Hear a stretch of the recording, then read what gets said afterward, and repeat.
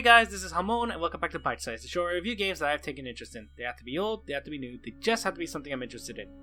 And today, we're going to be talking about Phantom Abyss. And before I go any further, I'm going to do this disclaimer right here. This is a game preview version of the game. That means, just like in Steam with Early Access, this is a game that is not fully completed, but they allow you access to play the current version of the game. Along the way, they will upgrade it and add little improvements, whether it's minor or grand, that will alter certain parts of the game or just the look of the game.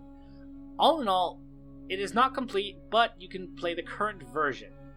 With that said, the story of the game is you are an explorer that has gotten trapped in the Temple of the Abyss, which belongs to the god of the Abyss, who has been, I guess, chained up by the other gods, and he tasks you with going deeper into the temple and collecting relics that will eventually free him from it. Now, whether he's good or bad, that's up to when you release him. But here's the thing. There's more to it than that, but I will get into it when we get into gameplay. For now, graphic-wise, it looks really nice. Like, I honestly will say, the motif and all that they're going for, the fact that it's ancient ruins and all that, it matches. The traps match, the gods' designs match. The relics are looking very nice with their sheens and all that. And not really much to complain there.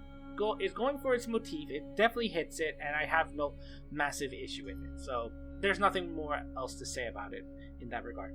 Gameplay is where I will talk about, because this is a very interesting one. The main loop of the game is that, like I said earlier, you're going into the temple to collect relics. And like most temples in Indiana Jones or other ancient people that raid temples and all that, it's booby-trapped as hell.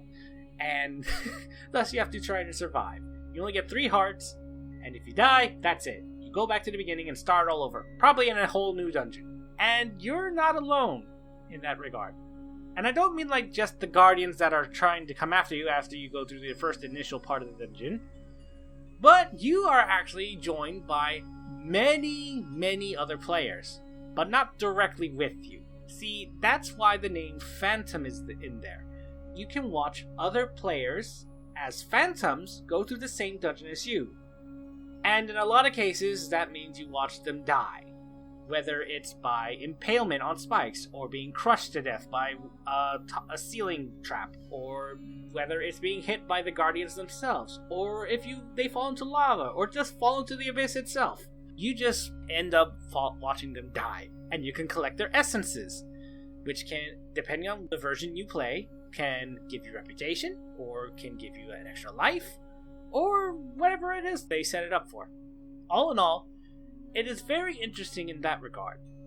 The other aspect that they have, like most certain randomly generated games, roguelikes and all that, they have a section where you can buy a blessing. And these blessings can be very supportive of you, or can hinder you in a sense if you don't have the right symmetry for it. For instance, there's actually a blessing that instead of the god getting angrier, you can actually make it take a pause for a dungeon. That way you don't have to deal with the traps and all that, along with the god raining down poison bombs or chasing you or shooting lasers at you. You can just go through it yourself, and if you die, that's your own fault. And with that said, it's very interesting. And again, you can watch other people die to their stupidity as well, whether it's because they used the same blessing or because, they got killed by the god in their own instance. That you just watch them just die randomly. All in all, I would definitely say this is a very interesting game. And again, this is only the game preview format. Once it's fully released, it probably will have much different mechanics and maybe even more mechanics as we go on. But before I end this, I do need to mention that you get a whip. The whip allows you 2 things. 1, to attack certain aspects, such as the certain traps, which will tell them to pause or stop for a moment. And in some regards, you can even banish the guardians for a limited amount of time, giving you a brief respite and allowing you to explore the dungeon without much worry for mere moments. It also grants you grappling ability. But, it's kind of complex. Be careful with it though, because certain whips, because there's multiple versions of the whips, have both a blessing to it and a curse to it.